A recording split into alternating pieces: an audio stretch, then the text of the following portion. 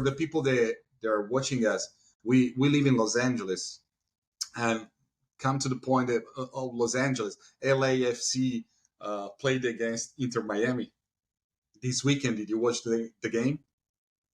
I watched the highlights this weekend. It was a tough weekend for me to watch all the games, but I did see that they won. I saw all the celebrities who were at the game. I think it's so interesting now, just taking a step back and looking at soccer, as they say here in the US, we call it football, how it's growing, and it's becoming the topic of conversation regardless of where you go, regardless of which group of people you hang around with. I mean, I got people texting me, you got to get involved in the MLS, or you see them, people that you know have zero clue about football, right?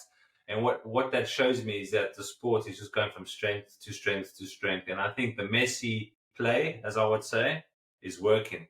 It's working because it's organically growing, but at the speed of light. But focusing on that game, so obviously it was 3-1. A previous Juventus player, Chiellini, played. He actually had an assist for the goal that Hollingshed had scored in the 90th minute. The beginning of the game, when I watched the highlights, I watched the extended highlights, so it was a decent coverage of it. The first 20 minutes, LAFC was dominating the game. Inter Miami were against the ropes, and LAFC was at home. And if you've been to a LAFC game, which we have, the fan base, their ultras, what you want to call it, the diehard fans are very loud. They've got the drums, they've got the atmosphere going, they're singing, the banners. It's a very cool environment at the BOM Stadium here in LA. But as the game progressed, I think Inter Miami started growing in confidence. They grew, and they grabbed hold of the game. And I think Messi, being who he is, grabbed hold of the game. The first game he hasn't scored in since starting, but he did have an assist. But obviously his old teammate that's joined, Jordi Alba, had a goal. Facundo Farras had a goal. Amazing goal. And if you watch the game, they put the through ball down the line, and as he enters the box, first time he slides and kicks it. I think the goalkeeper was not expecting him to do that. And I think a very good goal. Then Campana scored in 83 minutes. I think one of his first goals this season. So yeah, Inter Miami, I think on 11 games. Since Messi moved to Inter Miami is like 11 games, right? Like yeah. 11 games since the Argentinian player moved into Inter Miami. And Chiellini, mentioning Chiellini, Giorgio Chiellini, ex-Juventus defender, and he said that this is the best team in MLS he played against by far. Yeah, man, that was so good, man. So good. This is an effect that the player as a Messi, the greatness of a player as a Messi, can give to a team like Inter Miami, but also the whole competition like MLS.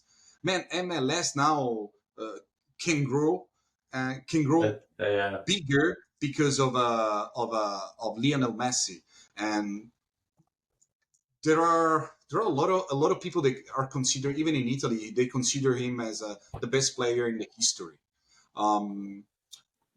It's very tough to say who is the best players, because I can pick Maradona for sure, Ronaldo, Luis Nazario da Lima, the Brazilian one, il fenomeno, and a lot of people say Cristiano Ronaldo.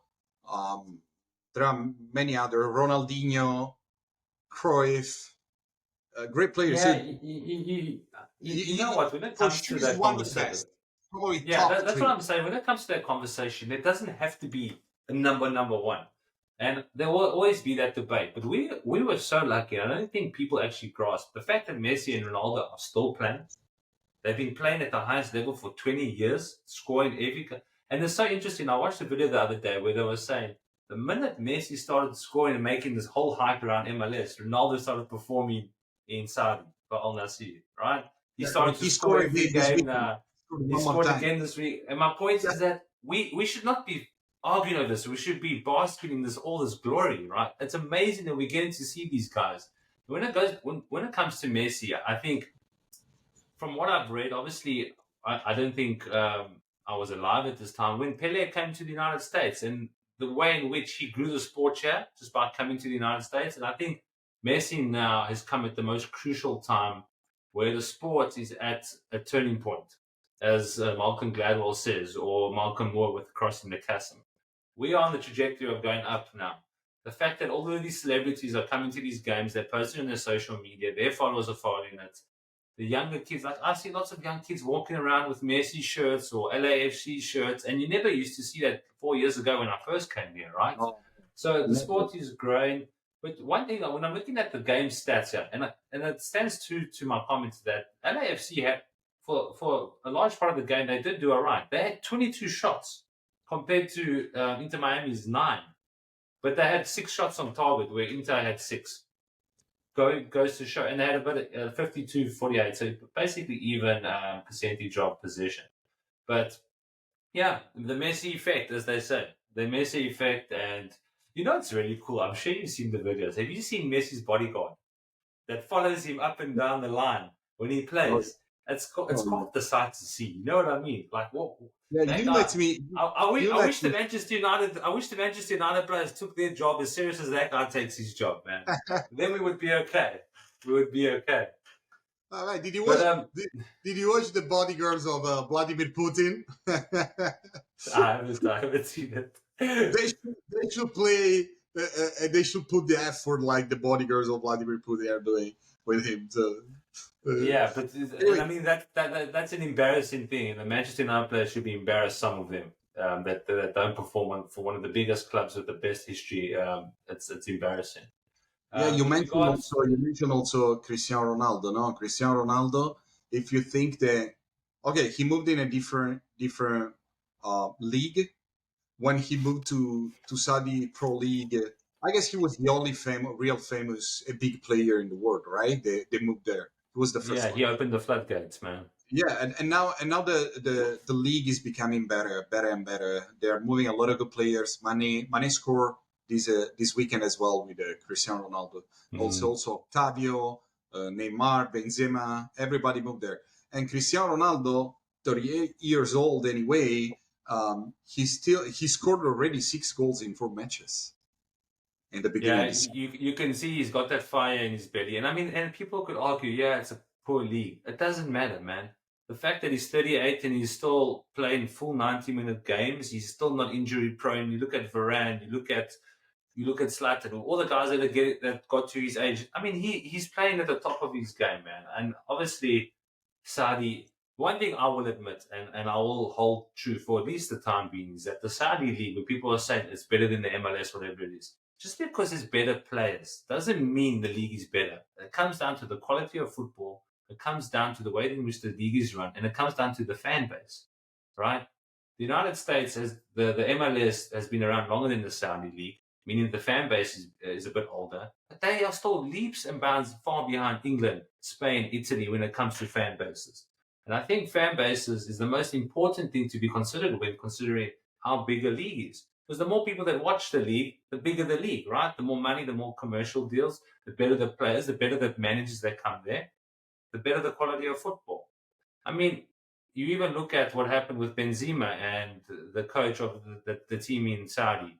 That's that Nuno guy that was at Wolves before, then he was at Tottenham, had a horrible spell at Tottenham, not a very good manager in the Premier League. He's had a fallout with Benzema because Benzema wants to be the captain. My point is that when you're dealing with such big money and these egos of these top players, people are naturally going to butt heads. And because they've made a lot of money, they can just quickly say, I made 40 million last year, I'm going to walk away. You're not going to see that in the Premier League. And what would you do if you were in their position? What do you mean? If I got an offer from Saudi? I mean, if you were in the like all these players situation, coming all this money for moving to Saudi Arabia with your family, and probably this money will change it completely your future life or next 10 generations. What will you do? Will you go there? Will you stay in your, I don't know, in your family team? Because going to this topic, Sergio Ramos, it was very close to move to Saudi Arabia. At the end, really last minute, he changed his mind. rumors are saying that he's moving to Sevilla. It was Yeah, his he first signed. team. He signed. He He signed. signed for them. Yeah. Oh, okay. He signed today, so I didn't watch. And the thing is that Sevilla was actually supposed to play Atletico Madrid today, but the game got cancelled because there's floods in Madrid.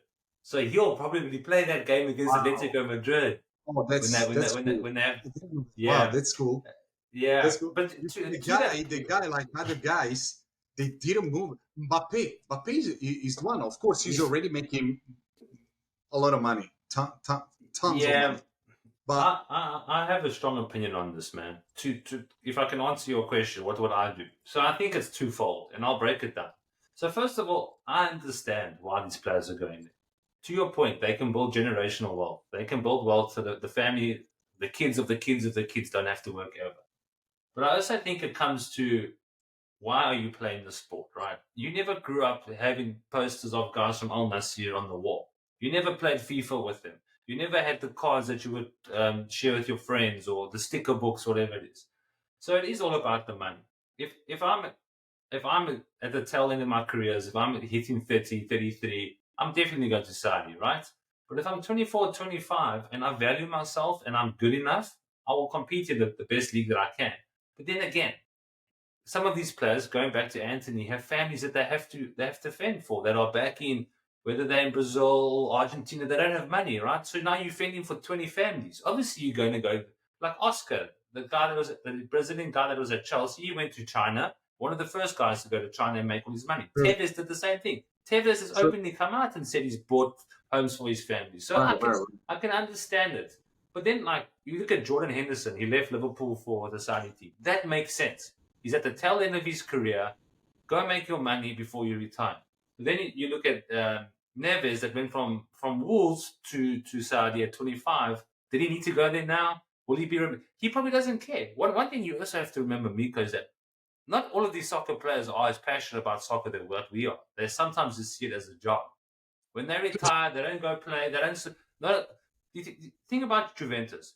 The players that are playing there. Which one of them grew up supporting Juventus, had a Juventus shirt, want to play and die for that badge? Same thing at Manchester United.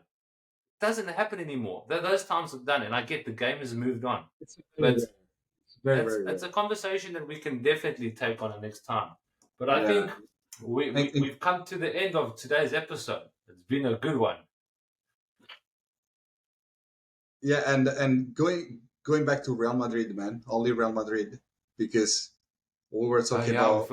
We forgot about Real Madrid, actually. Yeah. Okay, no problem. This time we don't gonna do. The only thing you had to do. But Jude is our guy. Jude Bellingham. Who? Jude Bellingham. Yeah, that's why I wanted to mention. That he scored another goal. But okay, we're gonna do next time. It's not a problem. This time we can jump. And just as I mentioned before, you should close the podcast with all the conversation that we had, the bullet points, and then you have to edit to put in very beginning. Okay, you just ruined it. We're supposed to say goodbye first, then we're gonna say goodbye first to everyone. Thanks for everyone. Please like and subscribe. Then we were gonna do that. But let me edit it. Okay, so what we'll say is, so I'm going to say we've just come to the end. I'm going to say, okay, guys, we've just come to the end now. Thank you so much. Another good session, a great weekend roundup. We covered a lot of things, a lot of scores, a lot of sagas. Mico, absolute pleasure again. For those of you that are watching for the first time, please like and subscribe. And again, this is for all the football fans across all the leagues. If you like football, please come join us. Leave a comment in the comment section if you like. Follow our socials, and yeah, we'll see you next time. Take care. Subscribe, guys. Subscribe. Ciao, Mikey. Ciao, brother. Ciao, brother. Okay. Now cut. Now for the beginning, you do it. I do it, bro. Just do it. Give it a go. Just say, hey, just think of all the things we covered. Hey guys, just a quick recap of what we're about to discuss and go into it. Okay, let's try. Hey guys, just a quick recap. We're gonna discuss about Premier League statistics this weekend. No, I have to do. Okay, quick recap, guys. What can I say? Messi, Arsenal, Manchester United, Haaland, hat-trick again. Boom, boom, boom.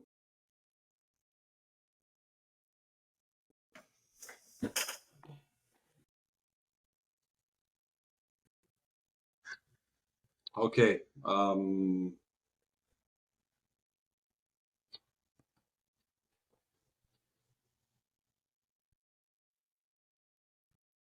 Hey guys, quick recap. We're going to discuss about Premier League, Serie A, and MLS weekend. Also, we're going to discuss about Anthony, Manchester United player. And no, bro, I don't. It's not good like that. Because You want me to do it? try. Let me see how it goes. Okay. All right, cool. What's up, guys? Just a quick recap of what we're about to discuss. So we go into the Premier League. We discuss all the scores. We discuss the hat-trick of hat-tricks. Haaland scoring another hat-trick. Anthony from Manchester United, riddled in controversy. Looking at Real Madrid, Jude Bellingham scoring. That's how I would do it. Yeah, but okay, don't mention now Real Madrid because Real Madrid. No, but I'm just telling you how I would do it. That's how I would do it. Okay, so hi guys, Yeah. Huh? Okay, hold on. What? Hold on. 1, 2, 3, go. Hi guys, a quick recap. Today we're gonna discuss about Premier League, Serie A, MLS goals. Also about the situation of Anthony accused by his ex-girlfriend of domestic abuse. And what else? What else we discussed, bro? I forgot. What else did we discuss? For this one, we'll leave it. Then we'll do it the next time, all right? Because the thing is, we're not going to get it now. If you want, I think we'll do it for the next one, right? When we in person. Okay. So what I'll do now is the thumbnail that I have there. This will be one long episode, or you want to cut it into chunks? Yes. Okay. Those of you that are listening for the first time, please like and subscribe. Click that like button, subscribe in the bottom right-hand corner. Also follow all of our socials.